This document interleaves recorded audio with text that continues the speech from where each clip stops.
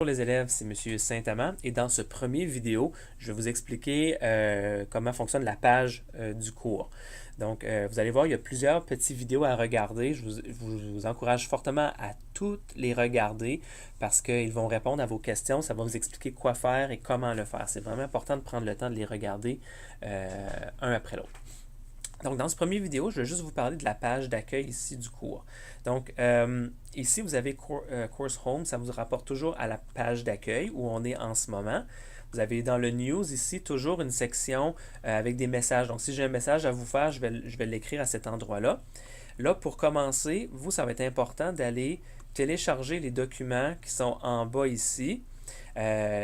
Il manque un lien ici. Il y a un lien qui va vous dire dans quel groupe vous êtes. Donc, première chose à savoir, c'est que le groupe, vous êtes un grand groupe, donc vous êtes divisé en groupe A et groupe B. Il va avoir un lien ici. Excusez. Il va avoir un lien ici pour expliquer dans quel groupe vous êtes. Donc, si vous êtes dans le A ou le B, alors allez vérifier ça. C'est la première chose à faire. Ensuite, quand vous savez dans quel groupe vous êtes, vous allez télécharger uniquement la liste de contrôle qui est appropriée à votre groupe. Et la liste de contrôle, je vais l'expliquer plus tard dans une autre vidéo. Okay? Donc, je vais juste vous dire maintenant, allez voir dans quel groupe vous êtes. Ensuite, téléchargez la liste de contrôle qui est appropriée à votre groupe. Le calendrier, vous le téléchargez, peu importe dans quel groupe vous êtes. Ça va vous donner une idée de comment le cours est divisé pendant le mois de juillet. Donc, ici, les documents téléchargés.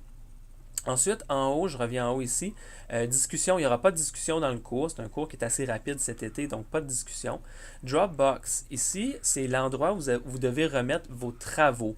Donc, quand vous avez fait un travail, vous le sauvegardez dans votre ordinateur et vous allez le porter dans le bon pigeonnier, dans le bon endroit. Par exemple, dans l'unité 1, vous devez faire une activité, une évaluation.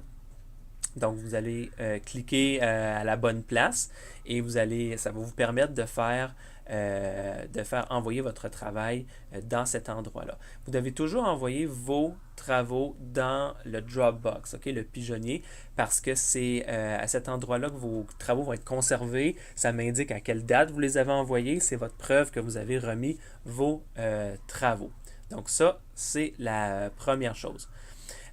Quiz, il n'y aura pas de quiz dans ce cours-là et je pense que c'est à peu près tout pour maintenant. Ensuite, je vais juste aller voir Content. Ici, quand vous cliquez sur ça, ça vous apporte à toutes les unités. Donc, dans ce cours, il y a 3 unités. Unité 1, 2, 3 et l'unité 4, c'est la tâche culminante. Alors, quand vous cliquez, par exemple, unité 1, bien, ça vous donne accès à tous les contenus d'apprentissage. Et les contenus d'apprentissage, c'est tout ce que vous devez lire dans le cours pour réussir les évaluations. Donc, c'est là que vous devez faire vos lectures. Donc, je reviens à Course Home. Alors, c'est pour la page d'accueil du cours, c'est comme ça que ça fonctionne.